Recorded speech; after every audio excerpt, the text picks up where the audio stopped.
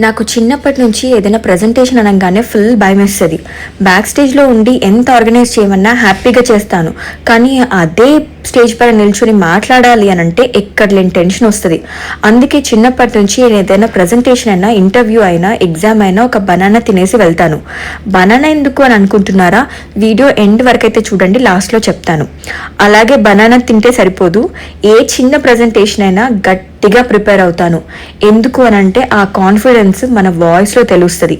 ఆ కాన్ఫిడెన్స్తో చేసిన ప్రజెంటేషన్ వల్లనే నేను ఇక్కడ ఈ పరిస్థితుల్లో ఉన్నానని గట్టిగా నమ్ముతాను. అందుకే అప్పుడప్పుడు కష్టం అనిపించిన ప్రజెంటేషన్స్ చేస్తూ ఉంటాను. అప్పుడే మన వర్త్ ఏంటో మనకు అర్థమవుతుంది. మనల్ని లైట్ తీసుకోవద్దు అని మన పక్కన వాళ్ళకి అర్థమవుతుంది అనమాట. అలా నాకు next week M&M rounds presentation అయితే ఉంది. దానికోసం మెడికల్ రికార్డ్స్కి వెళ్ళి గంటలు కూర్చొని డీటెయిల్డ్గా నోట్స్ అయితే రాసుకున్నాను. ప్రిపేర్ అయ్యి హాఫ్ అన్ అవర్ ముందు బనానా తినేసి ప్రజెంటేషన్కి రెడీ అయ్యాను.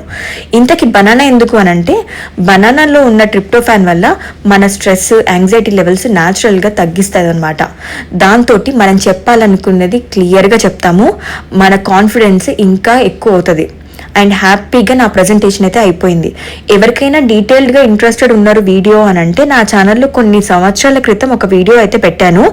ఎలా చదువుకోవాలి, ఎలా చదువుకుంటాను, నేనేం పాయింట్స్ ఫాలో అవుతాను అని. ఎవరికైనా ఇంట్రెస్ట్ ఉంటే వెళ్ళి చూడండి. Thank you.